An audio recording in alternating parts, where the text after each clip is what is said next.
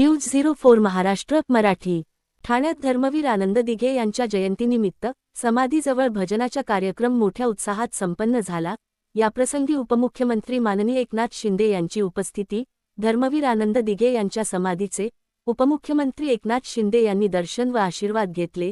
त्याप्रसंगी ठाण्यातील शिवसेनेचे आमदार, परिवहन मंत्री प्रताप सरनाईक, आमदार रवींद्र पाठक, आमदार राजेंद्र मोरे, आमदार प्रकाश पाटील, खासदार नरेश मस्के व ठाण्यातील सर्व शिवसेनेचे पदाधिकारी व कार्यकर्ते यांनी मोठ्या संख्येने ठाण्यात धर्मवीर आनंद दिघे साहेब यांच्या समाधीवर उपस्थिती लावली।